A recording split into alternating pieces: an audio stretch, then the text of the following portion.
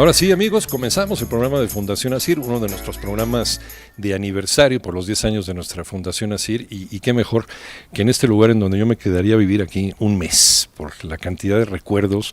Es como un flashback en la historia, recordar ese México que se ha ido haciendo poco a poco, y por gente que ha tenido la disposición, ha tenido el entusiasmo, ha tenido la idea de esta gente del Renacimiento, esta gente que ha hecho de todo por México. Estamos hablando del arquitecto, y yo más bien también el arquitecto y el urbanista de México, no solamente de México, sino también de muchos lugares del mundo. Pedro Ramírez Vázquez. Estamos aquí en la casa donde vivió durante muchos años, y acompañado, muy bien acompañado por, primero las damas, por la licenciada Olga Ramírez Campuzano.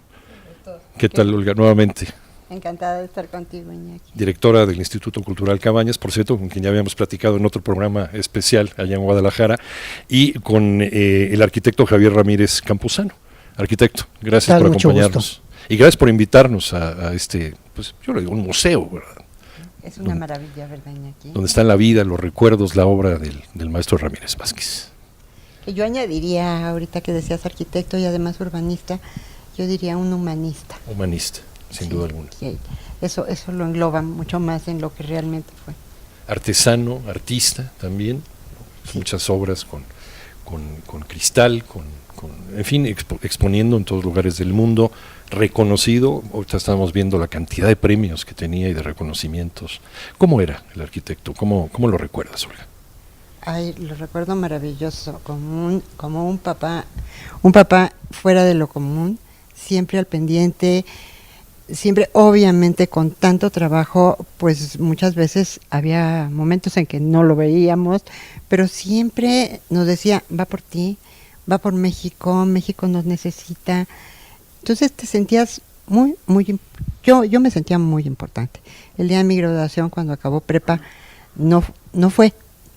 Y me acuerdo que lejos de lo que muchos otros podrían haber sentido de no estar bailando con tu papá, cuando todas las demás bailaban con su papá, yo decía, ninguno de los papás de ella trabaja tanto como el mío, ni quiere tanto a México como el mío. Y de veras fue el haberte inculcado eso, creo que es de una persona muy inteligente. El amor por México, y de alguna manera en ese momento te está haciendo responsable para que tú continúes con ese amor por México, ¿no? Arquitecto, ¿cómo comienza? ¿Podemos hablar de tú? Sí. Por favor. ¿Cómo comienza la obra de tu padre? ¿Cómo inicia? Pues yo creo que desde que nace empieza a absorber, porque él es cómo vas procesando, cómo te vas haciendo, cómo vas creciendo, qué vas respirando, qué te va formando, qué intereses vas desarrollando. Entonces, él es el menor de 6 hermanos, de los cuales el mayor empieza a estudiar el bachillerato de leyes en el 17. El menor, Pedro Ramírez Vázquez, nace en el 19. Pero es importante mencionar eso porque el 17 es el año de la Constitución. Uh-huh. Entonces había mucho interés por estudiar leyes, pero leyes como el marco jurídico sobre el que vas a construir un país, no solo el litigar. Entonces no es casualidad, y con una constitución de orientación social, que sus hermanos se hayan inclinado por esta profesión, y con esa influencia de orientación social haya influido en el menor de todos. El mayor fue director del Departamento del Trabajo, luego ministro de la Corte. El Departamento del Trabajo fue la antesala, el antecedente de la Secretaría del Trabajo y Previsión Social. El siguiente, Manuel, llegó a ser secretario del Trabajo y Previsión Social. Y el tercero fue procurador de la Defensa del Trabajo. Entonces tenían esa orientación social. Ahí le viene la vocación social en la arquitectura, pero aunada a 2 ingredientes. Uno, la función, la funcionalidad de las obras. Y 2, que es una palabrita que ya se le ha olvidado a mucha gente, la dignidad. Entonces él proyectaba con una gran función a la altura de la dignidad que el país requiere, que merece. Si es un museo, a la altura de la dignidad de nuestra cultura. Si es una basílica, a la altura de la dignidad de nuestra fe. Si es proyectar la imagen gráfica de unos Juegos Olímpicos, a la altura de la dignidad que la creatividad mexicana debe proyectar. Esa era la trascendencia, la función, distinguir, proyectar a México. Y en eso se basa el sentido de responsabilidad de él. La pregunta concreta, ¿cómo se fue formando? Pues así, fue el proceso. Y esto desde el ámbito familiar. Desde el ámbito profesional, tenemos que ver que una generación de maestros extraordinaria, solo por mencionar algunos, el maestro Villagrán, don Vicente Mendiola, Augusto Pérez Palacios, Federico Mariscal, José Luis Cuevas Pietrasanta, Mauricio de María y Campos. No hay manera que salgas mal. Sí, era una unión de talentos. De talentos. Pero era la condición, el contexto del país. De eso se nutrió el arquitecto. De eso se nutrió. Y un conocimiento, Olga, profundo de la historia, estábamos viendo aquí en esta sala inmensa, y un respeto por la historia de México, lo que nos platicaba tu hermano. Un respeto por la historia de México y una visión muy clara, como decía Javier, de lo que él quería, porque, bueno, a los 14 años, en una clase en la secundaria, que su maestro fue nada más y nada menos que don Carlos Pellicer. Bueno. Después de que les da una clase sobre la vida en la Acrópolis, es que él llega a su casa a cenar y les dice, ¿saben? No voy a ser abogado, yo voy a ser arquitecto. A lo que sus hermanos le dicen, Pedrito, pero pues los arquitectos hacen casas para los ricos y no conocemos ninguno. Y él dice, es que yo no voy a hacer casas, yo voy a hacer espacios para que conviva la gente. Y eso fue que el volvemos despegue. A lo mismo, que traía toda esta escuela, ¿no? Además de este conocimiento que decíamos, la devoción, la religiosidad, que nunca la abandonó. Javier. Más que religiosidad, espiritualidad. Espiritualidad. Era un hombre profundo en eso, muy reflexivo y muy seguro de sus capacidades, de la fe, porque incluso en temporadas de apuros, de problemas delicados de todo tipo, era una persona que sabía que los tiempos buenos pasan, los malos también, y pues todo eso pues también le derivó de las experiencias que en el ámbito familiar tuvo. Entonces era seguro, pero más que religioso, muy espiritual. Y poco a poco esto fue, claro, uno de los trabajos más memorables del arquitecto fue la nueva Basílica de Guadalupe que él también diseñó, ¿no? Basándose en toda esta espiritualidad que él siempre manejó. Se puede considerar como un rebelde, rompió con lo que había en su época, rompió incluso con estas tradiciones familiares, con el deber ser, y se atrevió a dar ese paso. Pues yo creo que tenía muy claro lo que quería, a dónde quería ir, y que en el ámbito en el que se te presenten las oportunidades, si das el 100 vas a adquirirlo, ¿no? Su lema era el que no dura, mija, sí se puede. Que yo creo que si en México lo hiciéramos todos podríamos hacerlo, porque que no dura, ¿no? Como dice alguien, no me digan cómo no se puede, sino cómo sí se puede, ¿no? Finalmente. Y él sabía cómo hacerlo. Leía muchísimo, traía un bagaje cultural impresionante y bueno, fue dando resultados y de un resultado venía otro y venía otro y venía otro, pero así como construía una basílica, construía un estadio o armaba una olimpiada, organizaba una olimpiada o armaba una universidad, porque cómo armó la Universidad Metropolitana, Javier. Fue muy rápido. La educación que fue, pues también... No, es que a la reflexión de si fue un rebelde, la palabra, la connotación pueden ser varias, pues, o sea, sí fue un rebelde en cuanto sinónimo de inconformidad, de ver los problemas del país y buscar, pero de soluciones. Desde ese punto de vista sí, pero no se te ocurre lo que no sabes, y lo que no sabes que existe no existe. Claro. Entonces él investigaba, se informaba. Entonces, para dar solución, por ejemplo, en el aula rural, veía que las diferencias de clima, de geografía, de culturas en México son muy vastas, son muy variadas. Entonces, el crear una solución que se adaptara a toda la geografía del país, a todos los climas del país, a toda la mano de obra del país, entonces daba la solución a esa inconformidad. Pero eso le viene, esa rebeldía, y la voy a poner como sinónimo de la época vasconcelista, porque pues todo esto se derivó de ese pensamiento de hermanos vasconcelistas, luego teniendo un jefe como don Jaime Torres Bodet, secretario particular de José Vasconcelos, y un presidente estadista ejemplar, visionario único como Adolfo López Mateos, vasconcelista, canalizaron todas esas inquietudes.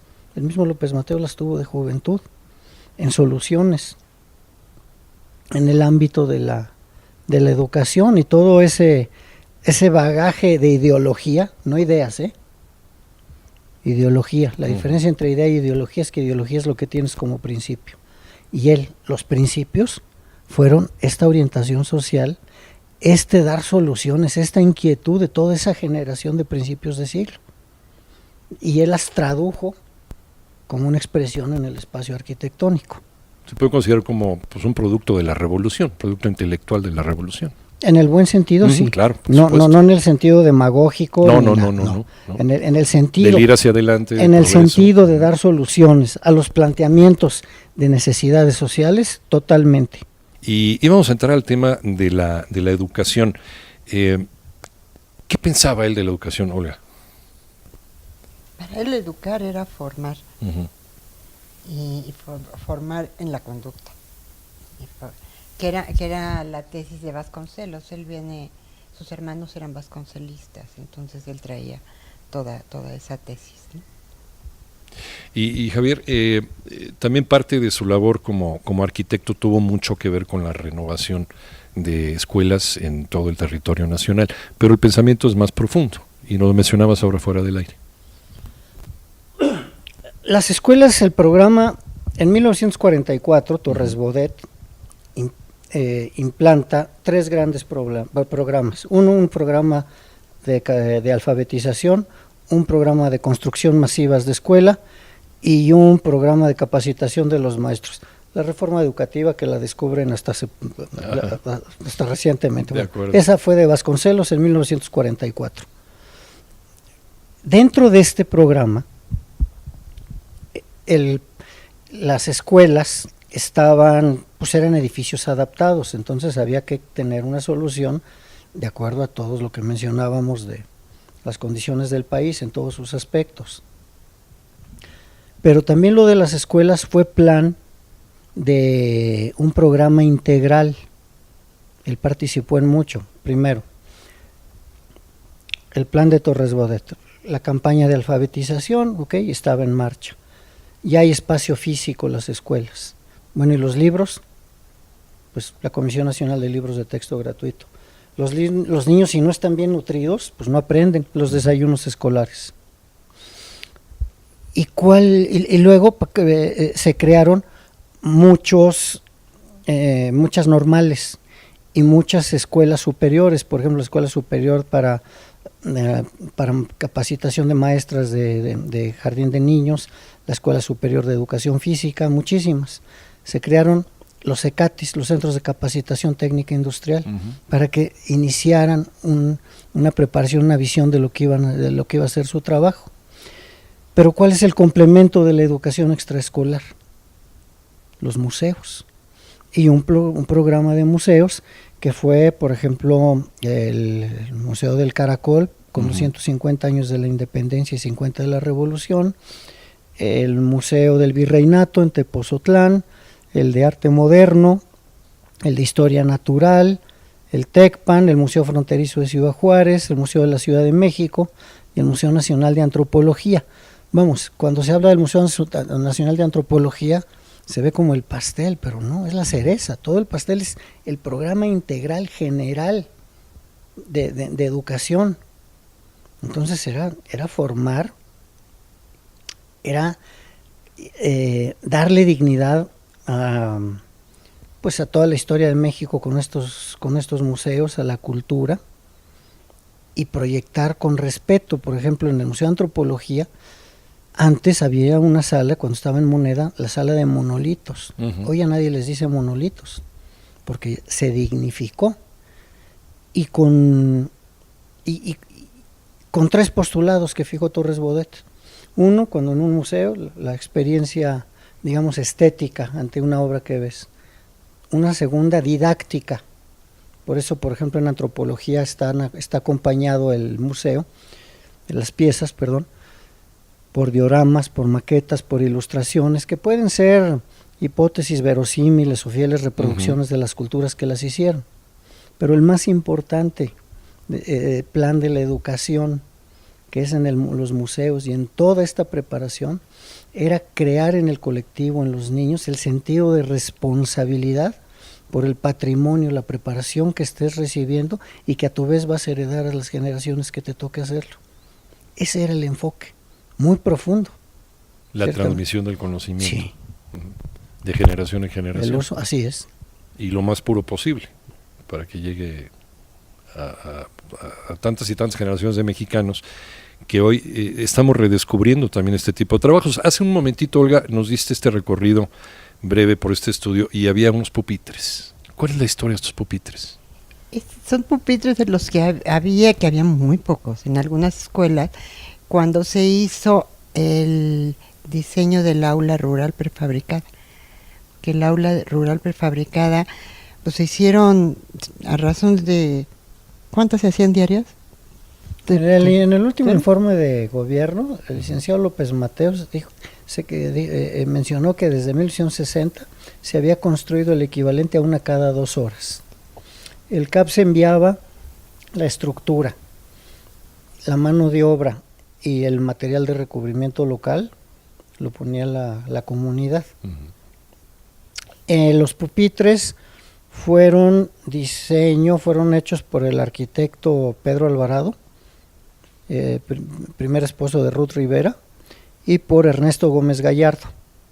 Sin embargo, él dejó todavía un diseño de pupitre, porque pues eran de madera, se vandalizaban, y hoy día puede haber soluciones en los que sean de materiales contemporáneos, apilables, resistentes, en fin, las cosas se tienen que seguir evolucionando. 30,000. Se hicieron 30,000 escuelas en el país y ese proyecto lo donó a la UNESCO. Fue un proyecto que ganó el premio en la Bienal, en la 8ª Bienal de Milán. Le gustó muchísimo a la UNESCO y él lo donó para que se hiciera en otros países. Y hay en Tailandia, en Italia, en Yugoslavia, en varios países del mundo. Se hicieron cerca de 15,000 fuera. Hablando de el arquitecto urbanista, ya nos decía Javier hace un momento que él no traía cosas de afuera, sino que él exportaba a México, a otros países. Él es el gran urbanista no solamente de México, sino también de muchas ciudades del mundo. ¿Cómo llegó a tener esta visión de poder presentar, pensar, imaginar una ciudad a 20, 30, 40, 50 años? Es más, incluso fue secretario de Asentamientos Humanos y Obras Públicas, ¿no?, para ayudar a manejar el crecimiento de la mancha urbana de una ciudad como la de México. Javier. Es un tema interesante. La planeación territorial tuvo varias facetas en esa época. En primero, desde la dignificación del espacio íntimo, que es el espacio familiar, en donde ya había una conciencia. Si vemos los multifamiliares como el Miguel Alemán, como Juárez, que tenían todos los servicios allí, hoy día los desarrolladores te mandan lejísimos, todos se lo gastan. En Lindavista, toda esta zona de... No, por Félix Cuevas. Félix el multifamiliar, sí, se hacía ese enfoque. Pero en cuanto a la planeación urbana, la vida del barrio, la vida desde lo íntimo hasta la vida de la ciudad, las condiciones de México, él dejó una planeación, que luego ya no se siguió, apoyada en la descentralización. Pero no descentralización por el hecho de sacar gente, no. En México en esa época había más de 95,000 poblaciones con menos de 2,500 habitantes, de las cuales 80 y tantas mil eran de menos de 500. Es muy difícil llevar servicios a esos lugares. Entonces se creó el sistema de ciudades medias para que la gente no emigrara a la Ciudad de México, sino a otros lugares. ¿Cómo? Sacando la inversión. En la SAOP, por ejemplo, la Secretaría de Asentamientos Humanos y Obras Públicas, él recibió una supersecretaría y la entregó chiquita, porque él no buscaba el poder, la mayoría de las direcciones y dependencias, ¿no? Desburocratizar. Sí, por ejemplo, todas las juntas federales de mejoras materiales, ¿qué teníamos que ver en México los problemas de agua potable de Nuevo Laredo, por ejemplo? Todas las pasó a los municipios. Entonces se descentralizaba. Las obras solamente se contrataban, hasta obras, dinero de entonces, se contrataban los centros SAOPs, los centros en cada estado contrataban hasta dinero de la época. Las constructoras no podían tener chambas mayores a 2,5 millones de pesos. El primer año él lo aumentó a 5 y al final se contrataban en los estados más del 70% de los contratos de obra pública eran en los estados. Sacar el dinero, la gente va detrás de eso, va detrás de calidad de vida. Ya lo revirtieron, ¿no? Últimamente, tristemente. Y sí, sacar dependencias. También, digo, hasta la fecha yo no entiendo cómo, por ejemplo, de la Secretaría de Educación, la Dirección General de Ciencia y Tecnología del Mar está aquí en la Ciudad de México. Sí. Y podemos mencionar muchos. Sí, el único que salió fue el INEGI, ¿no? A Aguascalientes, pero sí. El INEGI, creo que el Instituto Mexicano del Café. Ajá, sí. Pero él, por ejemplo, tenía la idea de sacar por ejemplo, la Comisión Nacional de Zonas Áridas, iba a ir a Santiago Papasquiar o a Durango, finalmente no. Creo que se descentralizó algo, pero en fin, la cosa era descentralizar. Y toda esa planeación se dejó establecida. Luego pues ya no se siguió por este afán, esta forma de ser, de querer tener el control y una dependencia. Vas a salir, los cargos son transitorios, y querer institucionalizar ya el deslindar responsabilidades en el interior de la República. O sea, fue más bien su idea sobre calidad humana más que sobre construcción de espacios o de asentamientos humanos, la planeación, qué tan dignamente podía vivir una persona. Sí, llevando trabajo. Eso sí, porque también, y desde la vivienda se enfocó, por ejemplo, se creó el FONAPO, porque pues había los institutos de vivienda para personas de bajos recursos, pero no de medios. Entonces el de habitaciones populares ya estaba, simplemente se integró.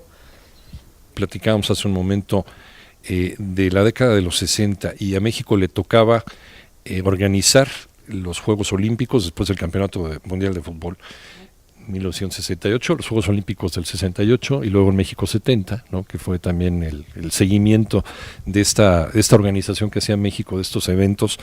Pero esa década de los 60, y con eso terminábamos el bloque anterior, Olga y Javier, fue una década muy especial en la historia de la humanidad, donde también participó el arquitecto. ¿Cómo veía él el futuro a partir de los años 60, Olga? ¿Cómo lo pintaba? Él siempre pintó el futuro promisorio, y él siempre pintó un futuro para México extraordinario. Y el reto de la Olimpiada, bueno, en los 60, te puedo decir que en el 64 inauguraron el Museo de Antropología, el Museo de Arte Moderno, el Pabellón de México en Nueva York, y cantidad de cosas. Y en el 66 le encargaron el comité organizador de la 19ª Olimpiada, y que iba a ser 2 años después, y en 2 años le dio otro cauce, y ya venía algo adelantado, pero él lo que quería era presentar un México actual, un México moderno, un México diferente, que creo que sí lo lograron, porque México se posicionó ante el mundo con una imagen totalmente distinta a la que teníamos, ¿no? Uh-huh.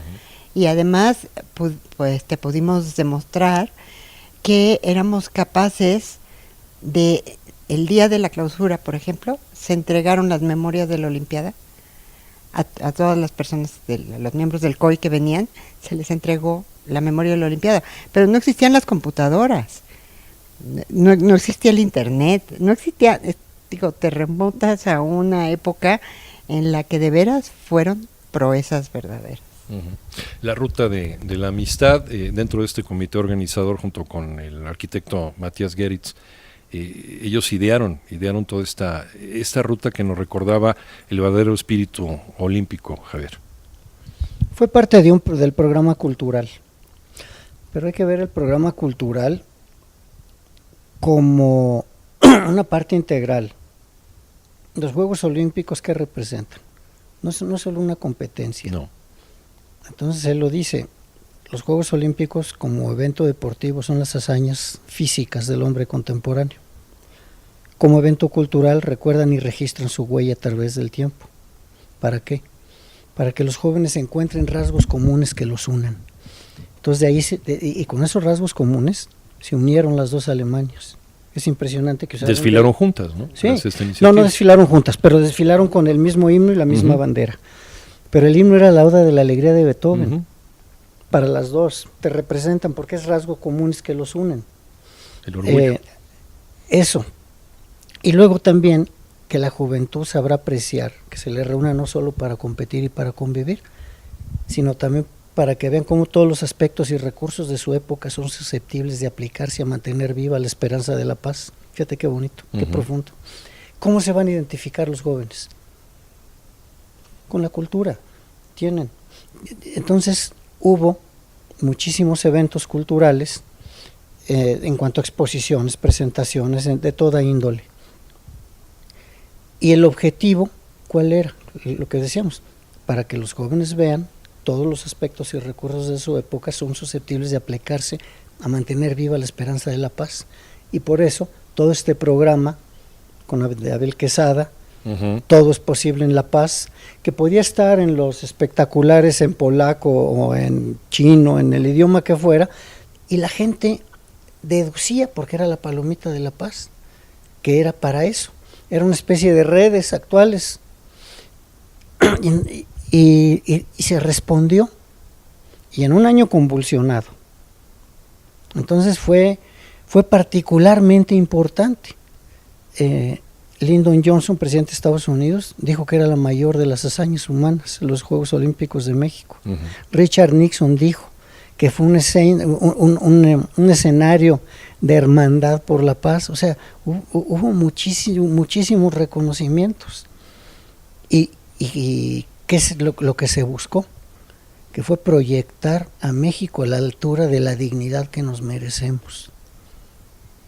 Entonces, internacionalmente, nos ganamos mucho respeto, porque también el Comité Olímpico Internacional, por ejemplo, le había dado la orden al comité organizador de invitar a Sudáfrica. Y con una labor diplomática de convencimiento, de sensibilización, el comité organizador logró que el Comité Olímpico Internacional se echara para atrás en su decisión de invitar a Sudáfrica y se le sancionara. Entonces se ganó muchísimo por el respeto al ser humano.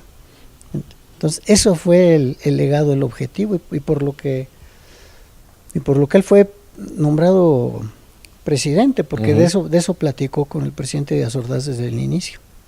Sí, hay que recordar, las Olimpiadas se inician en la era moderna con Olimpiadas también culturales, se daban medallas por pintura y por eran 5 eventos en otros Juegos Olímpicos. Y él quiso rescatar este espíritu también, ¿no? Sí, pero aquí ya no era la competencia, porque pues no puedes poner a competir un guapango con un tango, con un flamenco, vaya, todo tiene su valor, todo es oro.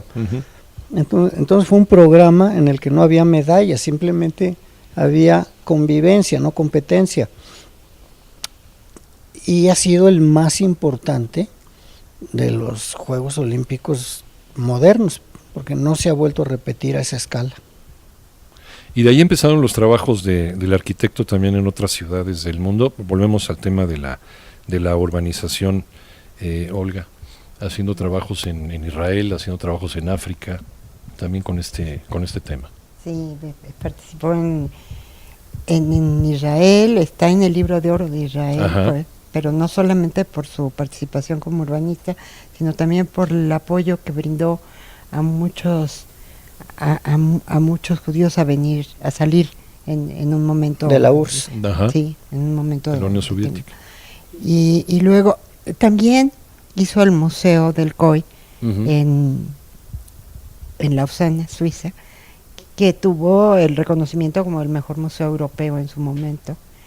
También hizo el Museo de Asuán en Egipto, que tuvo el reconocimiento a Aga Khan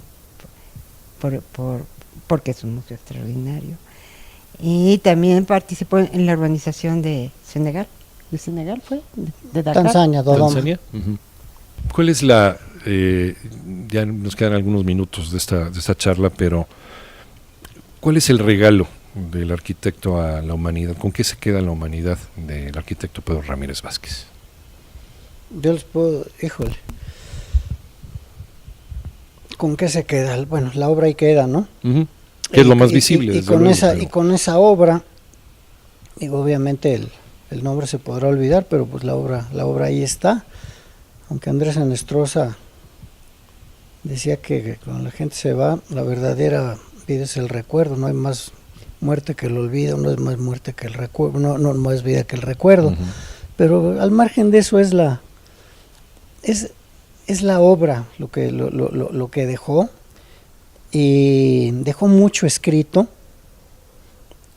dejó toda una ideología, pero ojalá y que se quedara junto con esta obra esa ideología de servicio, de orientación social y de autoestima por lo mexicano, porque de verdad, y voy a poner un ejemplo, por ejemplo, en la imagen de México de los Juegos Olímpicos, es impresionante que llegue un gringo temerario y que diga que él hizo todo y que le crean.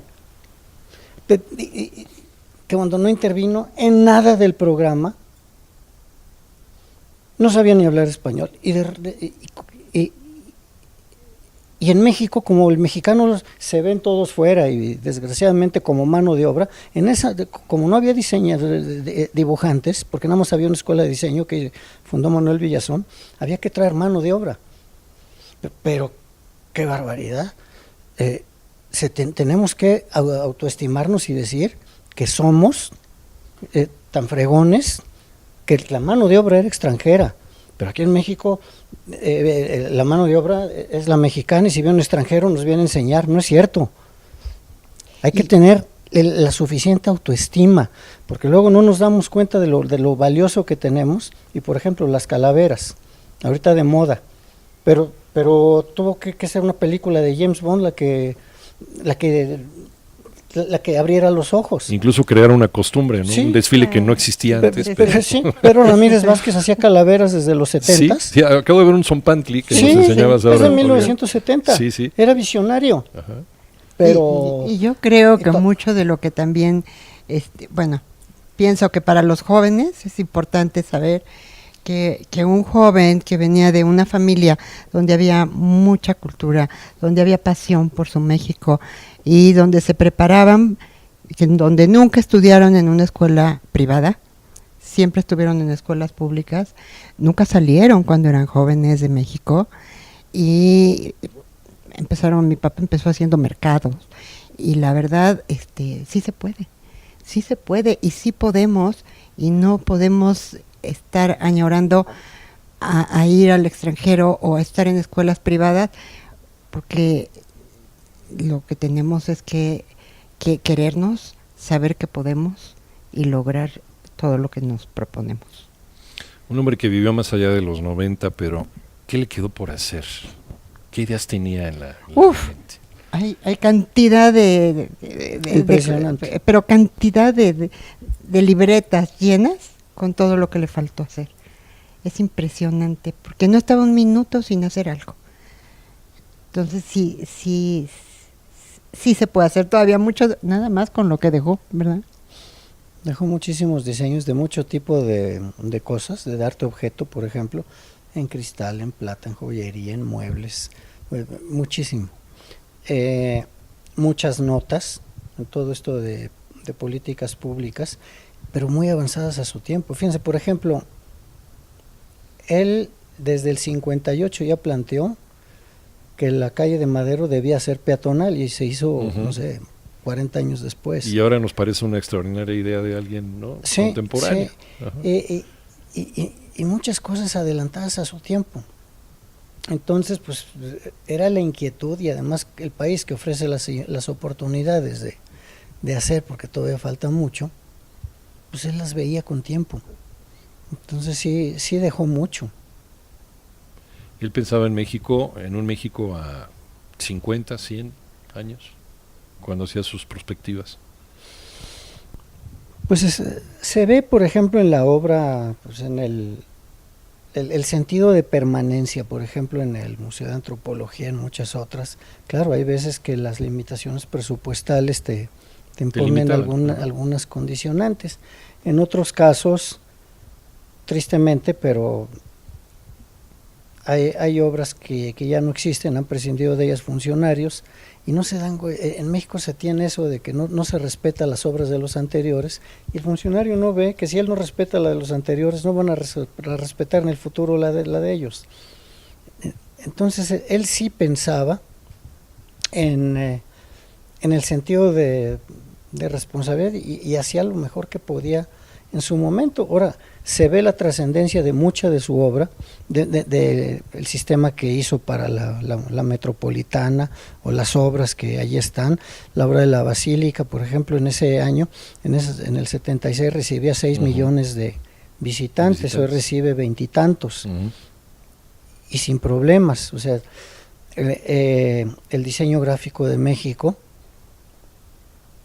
sigue siendo un parteaguas, un antes y un después, pero fue con la ideología de Pedro Ramírez Vázquez de proyectar a México a la altura de la dignidad que debe tener la creatividad mexicana, que no nos la vino a enseñar desde el extranjero, ya parece. Desde luego. Un hombre auténticamente, como decíamos, del Renacimiento, un hombre que vino a cambiar también nuestra forma de pensar, de sentir, de considerar a México, el arquitecto Pedro Ramírez Vázquez, y pues es un placer platicar con ustedes. Olga Ramírez Campuzano, muchísimas gracias. Gracias por esta charla, que quedan muchas cosas en el tintero por platicar con él. Nada más, le digo, podría estar una semana aquí, pues haciendo, no sé, me traigo mi sleeping bag y aquí vivo, porque es una maravilla, ¿no? Cada uno tiene una historia extraordinaria que contar, cada objeto que está en esta casa. Y Javier Ramírez Campuzano, muchísimas gracias también. Al contrario, Iñaki, gracias a ti. Y que está la obra, como bien lo dice, ¿no, Javier, Olga? Está la obra que es muy visible, pero el pensamiento, el humanismo, el respeto por México es lo que trasciende y lo que hay que rescatar todos los días. Dejó mucho escrito. Sí. Y yo creo que eso sirve mucho. Ahorita que estás en una biblioteca, ahora estoy haciendo una reflexión en voz alta. Su único apego material fueron los libros. Y es que en una biblioteca, tú no tienes tú en la Ilíada o en la Odisea, tienes a Homero platicándote del regreso de Ulises a Ítaca, o tienes en Miguel de Cervantes a una persona que te cuenta las locuras cuerdas o las corduras locas de un licenciado vidriero o de un Quijote, pero lo tienes allí. El valor del libro no es un objeto, es todo lo que trae per se. Yo creo que de algo que sí dejó, que es muy interesante, es lo que dejó escrito.